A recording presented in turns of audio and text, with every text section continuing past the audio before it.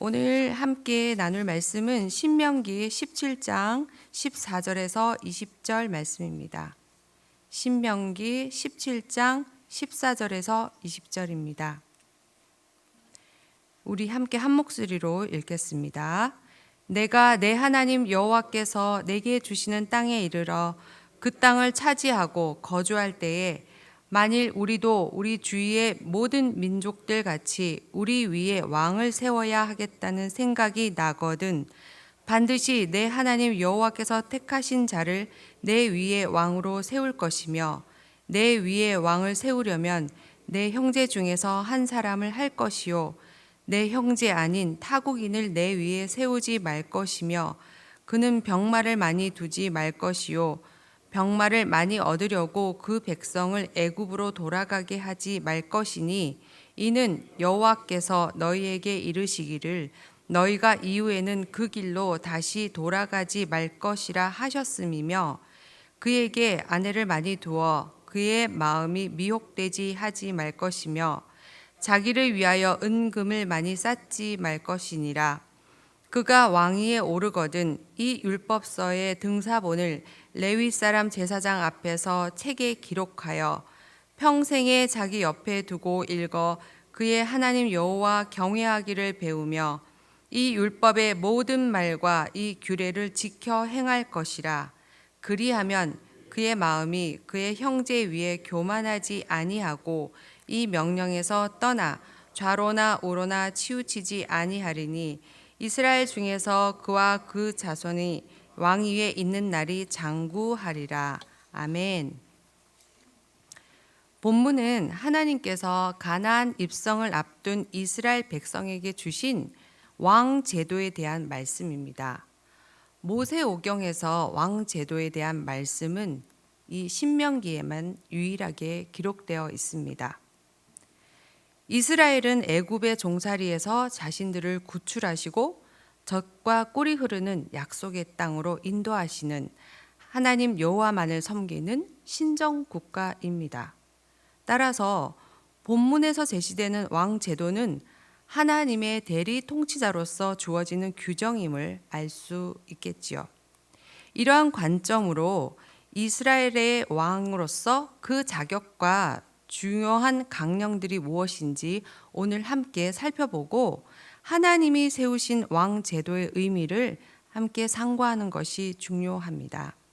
14절을 보겠습니다.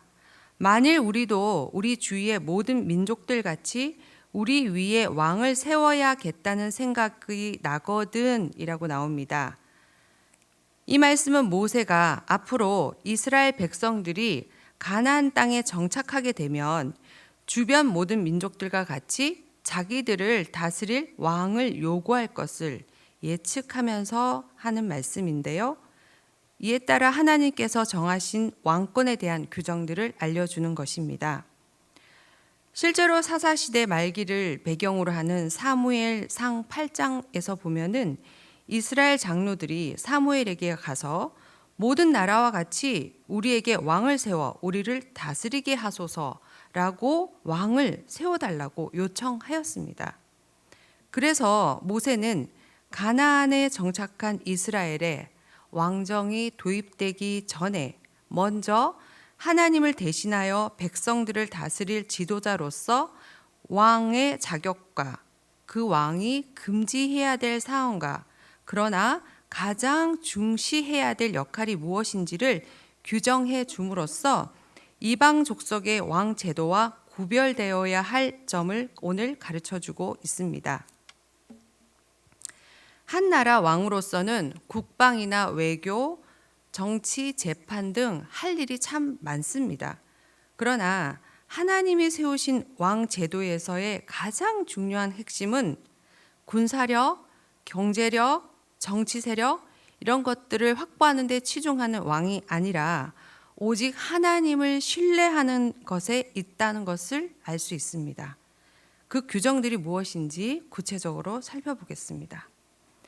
15절은 하나님의 대리 통치자로서 이스라엘 왕의 자격 조건으로 나옵니다. 첫째, 하나님께서 택하신 사람이어야 합니다. 그리고 둘째, 이방인 출신이 아닌 오직 여호와만을 섬기는 이스라엘 형제 중에서 세워져야 한다는 것입니다. 이어서 16절, 17절에서는 이 이스라엘 왕이 금해야 될 세 가지 사항들을 보여주는데요. 첫째, 병마를 많이 두지 말아야 한다고 합니다.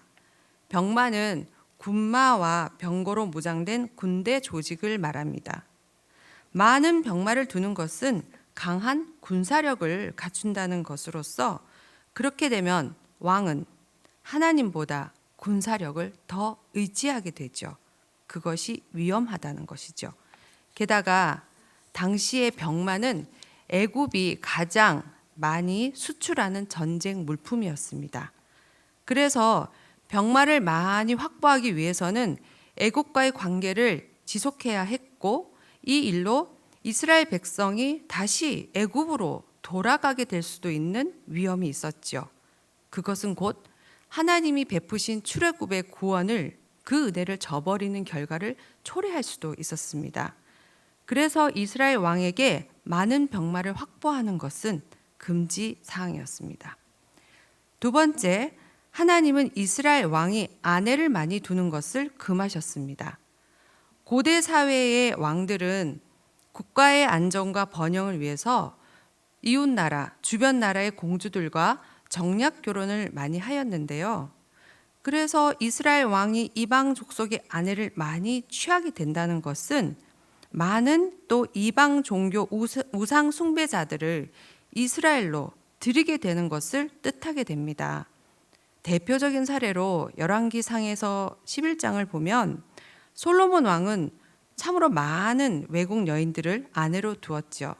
그 결과 이 이방 출신 왕비들로 인하여 솔로몬 왕의 마음이 미혹되었고 마침내 하나님을 믿는 신앙마저 버리는 결과가 일어났습니다.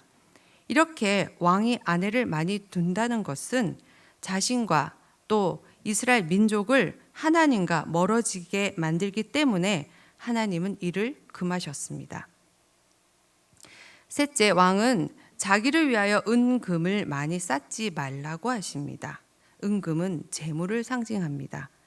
왕이 자신의 목적만을 위해서 재물을 많이 축적하기 위해서는 자연스레 백성들에게 과중한 세금 부과를 할 수 있고요. 또 압제가 수반되기도 합니다.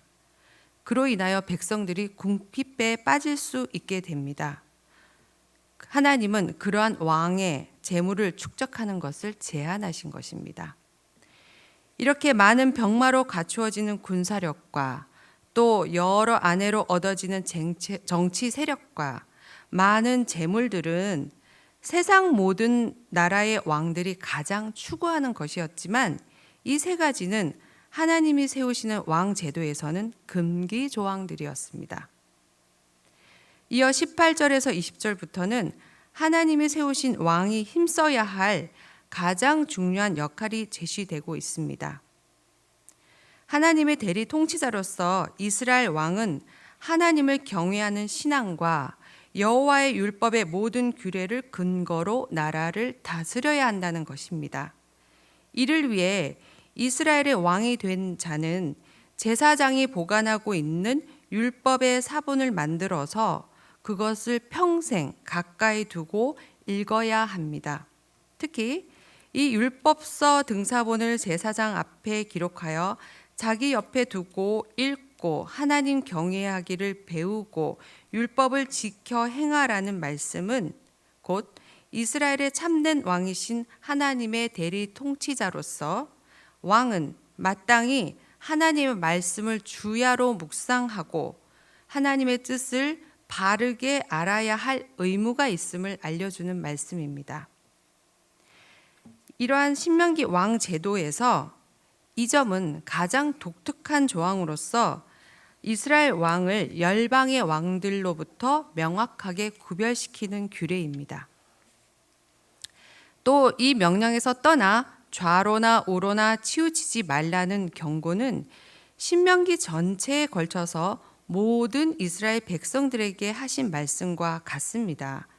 하나님의 백성을 다스리는 지도자의 근본적인 역할은 나라와 백성의 평안을 위해서 여호와 하나님을 경외하고 순종하는 모범을 보여주어야 한다는 말씀이 됩니다. 그리하여 신명기 규례를 따라 왕의 직무를 다하는 왕은 백성들에게 신앙의 모범이 되고 겸손한 자세로 백성들을 통치하게 되면서 그와 그 자손의 왕위가 오랫동안 계승될 것이라고 말씀하십니다.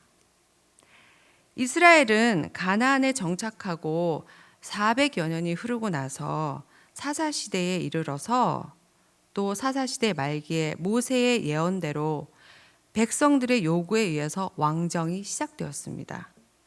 하나님은 사무엘 선지자를 통해 사울을 선택하셨고 기름 부어서 초대 왕으로 세우셨지만 그는 불순종하여 왕의 자격을 박탈되었고 왕위는 하나님의 마음에 합한 자였던 다윗에게 부여되었습니다. 다윗은 신명기에서 제시하는 왕의 규정에 가장 가까운 태도를 보여준 왕이었습니다. 하나님은 이러한 다윗에게 그의 후손들이 말씀에 순종하면 그 왕위가 계속 이어질 것이라는 언약을 주셨습니다. 그러나 다윗 왕 이후 이스라엘의 모든 왕들 중에서 신명기에서 제시하는 왕의 규례를 제대로 수행한 왕은 없었고 결국 이스라엘은 나라를 잃게 되었습니다. 그러면 이스라엘 왕들이 결코 지키지 못할 이 신명기 왕의 규례는 무엇을 의미할까요? 우리는 신명기 왕 규정을 온전히 구현한 하나님께서 보내시고 계획하신 한 분을 기억할 때 그 의미를 제대로 이해할 수 있습니다. 그분은 바로 다윗과 맺은 언약대로 다윗 가문에서 태어나신 예수님이십니다. 우리 예수님은 이 땅에 하나님의 통치를 이루시는 하나님 나라의 왕이십니다. 신명기 왕의 규례와 같이 예수님은 평생 하나님 말씀에 순종하셨고 백성의 위에서 군림하는 왕이 아니라 낮은 자리에서 섬김을 보여주셨고 마침내 십자가 희생을 자원하신 겸손의 왕이십니다. 그러므로 하나님께서 신명기에서 규정하신 왕의 제도는 하나님 나라의 왕으로 오실 예수님을 통해 이루시려는 하나님의 비전이었고 특별한 계획이 내포된 규례였음을 깨닫게 됩니다. 오늘 첫 시간을 말씀 앞으로 인도하신 하나님 은혜 안에서 하나님 나라 백성으로 사는 우리에게도 혹시 하나님보다 더 의지하는 것이 무엇인가, 우리의 신앙을 위협하는 요소들이 무엇인가를 돌아보는 시간이 되길 바랍니다. 그리고 그 요소들을 분별하여서 하나님께 고백하고 회개하며 내어드리기를 축복합니다. 더욱이 신명기적인 왕도를 온전히 구현하신 겸손의 왕, 전 생애를 말씀을 따라 사시면서 하나님께 온전한 복종과 충성으로 이 땅에 하나님 나라를 세우신 예수님께 감사와 찬양과 그 신뢰가 깊어지는 은혜가 더해지길 축복합니다. 기도하시겠습니다.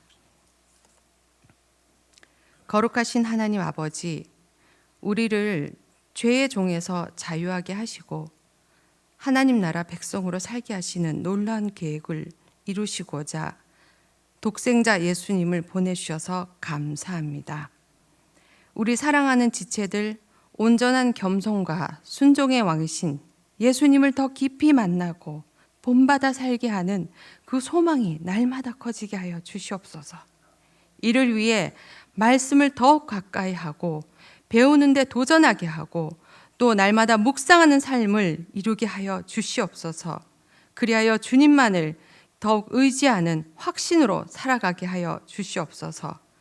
긍휼의 하나님, 육신의 생이 위태로운 한우들을 주님의 손길로 지켜주시고 혹은 경제적으로 혹은 관계적으로 난관에 처한 막막한 시간을 겪고 있는 우리 지체들에게 진정한 왕이신 예수님께 의지하는 믿음을 더해 주시고 성령의 권능의 말씀으로 소망의 길을 열어주시고 인도하여 주시옵소서.